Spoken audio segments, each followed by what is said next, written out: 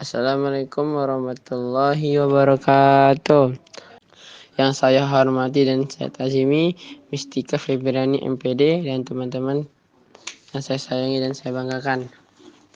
Baiklah, saya mewakili kelompok 1 yang beranggotakan Ayu Wulandari, Nur Halimah, Rahmat Fajri, dan Syarista Oktavia akan memaparkan materi teori Myers-Briggs.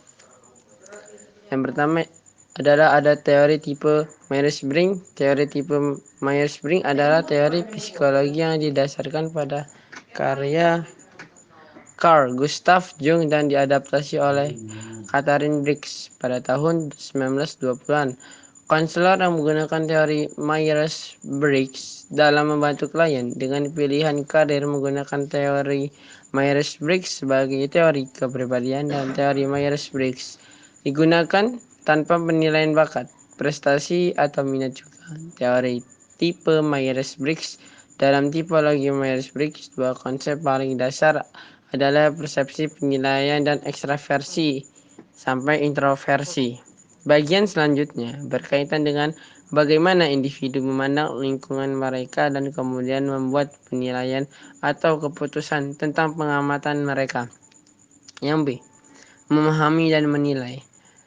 Teori Myers-Briggs berkaitan dengan cara individu mengamati dunia mereka dan membuat keputusan berdasarkan persepsi mereka. Dalam menghadapi dunia, diperlukan hal-hal berikut. 1. Mempersepsikan dan menilai. Ketika remaja, mempersepsikan dua cara persepsi, yaitu penginderaan dan intuisi. Kemudian dari hasil persepsi tersebut dapat melakukan penilaian. Yang kedua, dua cara menilai setelah mengamati suatu peristiwa. Individu bertindak dengan dua cara penilaian, berpikir atau merasa saat menggunakan cara penilaian berpikir. Seorang individu mungkin memperhatikan logika atau analisis, sedangkan penilaian perasaan mengacu pada memutuskan berdasarkan nilai-nilai yang diterapkan pada pengamatan atau ide. Yang ketiga, preferensi untuk persepsi atau penilaian. Tipologi Myers-Briggs tidak hanya untuk memahami bagaimana klien memandang dan menilai, tetapi juga untuk mengetahui proses mana yang lebih penting. Beberapa orang lebih suka membuat keputusan berdasarkan fakta yang sedikit, sementara yang lain lebih suka menimbang banyak, bertindak sebelum mencapai persepsi. Baiklah. C. Ekstraversi dan introversi. Faktor lain yang menambah pemahaman tentang bagaimana individu menggunakan persepsi dan penilaian adalah introversi versus ekstraversi. Istilah introversi dan ekstraversi mengacu pada cara seseorang melihat dunia. Introversi mengacu pada membuat persepsi dan penilaian berdasarkan kepentingan seseorang di dunia batinnya. Sebaliknya, ekstraversi mengacu pada penggunaan persepsi dan penilaian di dunia luar. D.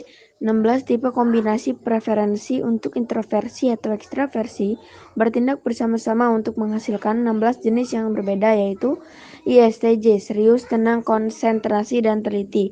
ISTP, penonton yang keren, pendiam, humor, tak terduga.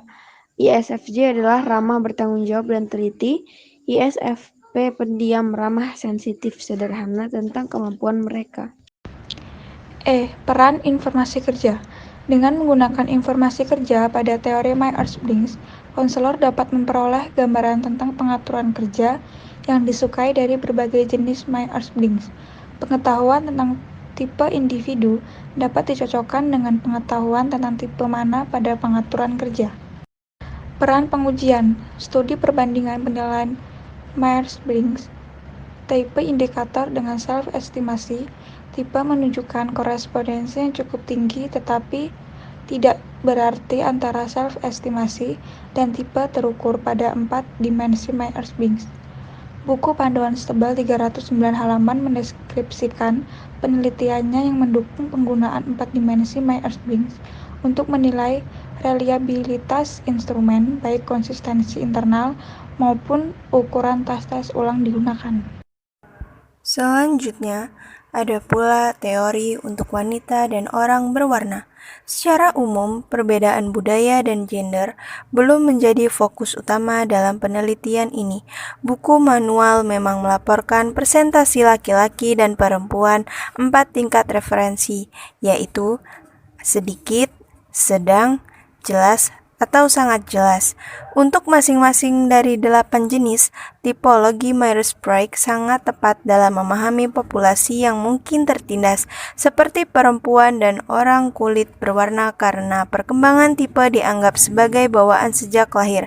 Pengaruh lingkungan dapat mengaburkan atau memalsukannya.